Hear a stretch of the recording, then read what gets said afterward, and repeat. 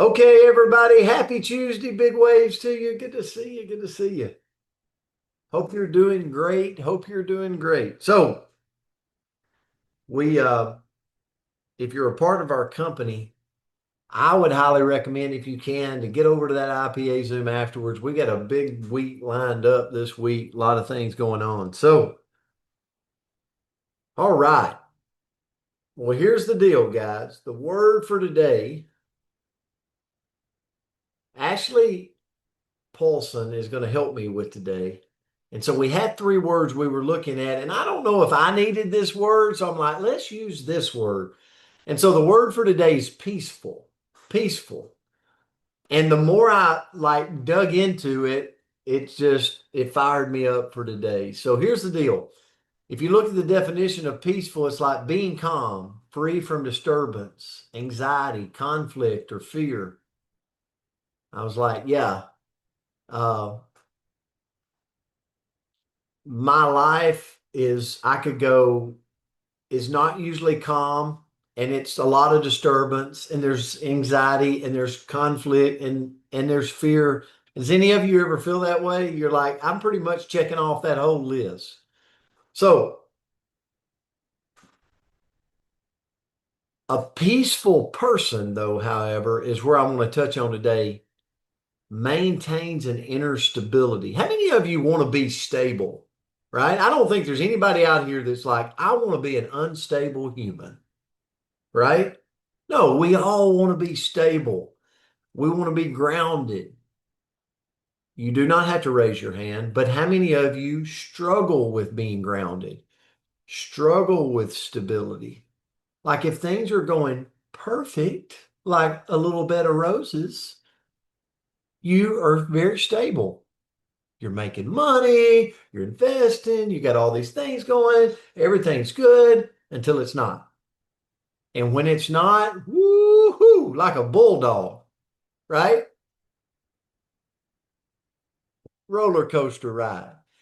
If that signifies you, we're going to talk to you like I'm talking to me today, like inner peace. Here's the biblical principle for all of you biblical scholars out there. I'm not a scholar, but I do read. And when I think about the biblical principle of inner peace, peace is not the absence of problems. You think Jesus had problems?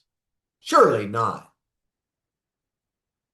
It's the presence of confidence, faith, trust in the that like when I'm in problems, I still can find inner peace if I work on it. And I even looked at this. John chapter 14, verse 27 says this in the Bible. Peace I leave with you, my peace I give you. I do not give to you as the world gives. Do not let your hearts be troubled and do not be afraid. I got you. I got you. And sometimes we don't understand the got, right? Like, I don't understand it. It's not in my time. This is not working out when Brent Palmer wants it to work out. And we flee the scene and we get all irritable and we let our emotions dictate where we head. So here's the deal. Here's my little talk on being peaceful, inner peace. When we all live in a world of this, like it's filled with noise, it's filled with pressure, it's filled with deadlines, it's filled with uncertainty, right? It's filled with distractions. Like, let me say this. Just take our business, for instance. A lot of you are in business with me right now, and there's this thing going on that we're pushing, and we're getting a lot of traction, and it's fun to watch this epic club start to unfold. But you could let it drive you insane because you're not where you want to be. You can't figure it out. It's not all in your. But what if I were to tell you that fast forward in a year, and this one thing is going to bring you so like thousands and thousands and thousands of people. You'd probably be like, okay, I'm good. Peace. I'm good. Like if I could tell you what the future holds, you would be like, I'm going to go after this thing. Like I'm going to crush this thing. But you know what we can't tell? What the future holds. I interviewed Cynthia Bolden the other day. The last time we did this is when we started the company, and one person, Michelle McKay, led to over 10,000 people as of today. Did she know that when that started? No. So here's the thing. In a world full of chaos, distraction, deadlines, most people think peace comes when all the problems disappear. But the truth is, peace can come internally through the problems, but we got to work for it. We got to work for it. And here's where I want to go with it this morning. I challenge all of us to work for it. Like inner confidence, inner peace is got to be created by us. And here's my point. Two people can face the exact same challenge. One person panics and the other person remains calm. So here's the deal. The difference is not the situation. The difference is the mindset. It's the faith that I got you, right? I got you. We're going to get this too shall pass. And I'm going to work to find the inner peace. So I want you to ask yourself this question today. Am I allowing circumstances to control me? Or am I controlling how I respond to the circumstance?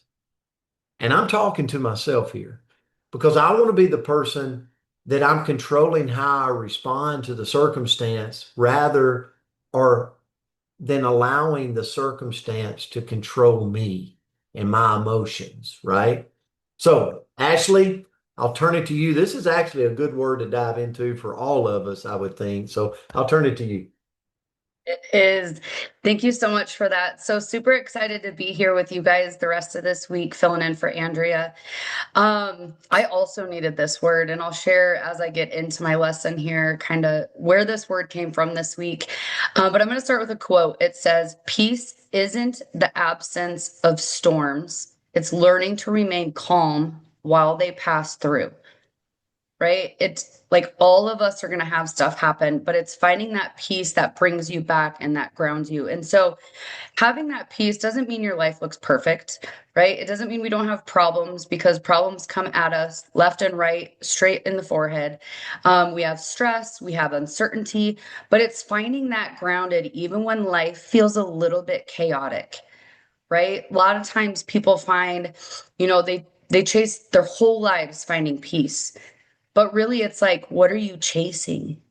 Are you chasing a goal? Are you chasing more money? Are you chasing the number on the scale? Are you chasing that perfect relationship?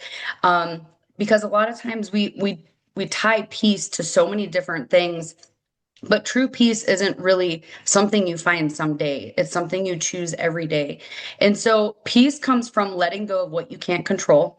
I learned a long time ago, and it's still an everyday struggle of letting go of what we can't control. We can't control other people. We can't control this life.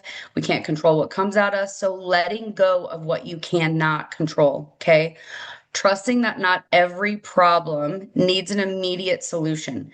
We live in such an instant gratification world, right? It's like phone rings, I need to answer it. Like we live in such an instant gratification world that it's taking a step back and realizing not everything needs a solution or an answer right this second.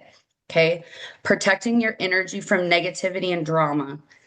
Ooh, that's a good one, huh? Anyone have a little bit of drama, a little family drama, little work drama, anything? So protecting your energy and drawing those boundaries and setting those boundaries without guilt. It is so hard to set boundaries. That is something that I have learned probably over the last 4 or 5 years that I've really learned to set healthy boundaries, and doing that without guilt. And then also finding gratitude in those simple moments. Okay, sometimes those peaceful moments, taking a walk out in the sunshine. Okay, yesterday it was like 70 out, it was kind of overcast, and I was like, I'm just going to go walk down to the farm. And I got on the gravel road and I just walked out in the sunshine, felt cool. But like that brought me peace in that moment. Maybe it's just sitting on your patio with a cup of coffee. Okay. Where I got into this word was last week. I was in Colorado and I lived in Colorado for 14 years. Okay. And a lot of you know I built a home in South Dakota, literally in the middle of nowhere. We're 30 minutes from town. And I sat on my patio with my cup of coffee right when I got home the next morning. And I was like, it brought me peace immediately because the world is so loud. Like when I was in Colorado, it was people driving. We had to do this. It was chaotic. And then I get here, and like I said, we live 30 minutes from town, and it's just peace. And that's what fills my cup. And so, really peaceful was a great word for me, but sometimes it's just turning off that noise and listening to your own heart, right? It's trusting what's meant to be for you and what's not will pass you by. Okay, so sometimes the older we get, the more we realize that peace is one of the life's greatest blessings. I never 10 years ago would have thought that I would be living in the middle of nowhere, enjoying my quiet peace and quiet, enjoying my cup of coffee on my patio, because we really, truly, as we age, just learn on what truly matters. So, as we end today, I want to ask you to reflect a little bit today as you go through your day. What's one thing that you can let go of today to create more peace in your life? So that's all I have today. Ashley, thank you so much. Great word. How many of That's you great. feel better? I feel peaceful right now. Feel a little peace. All right.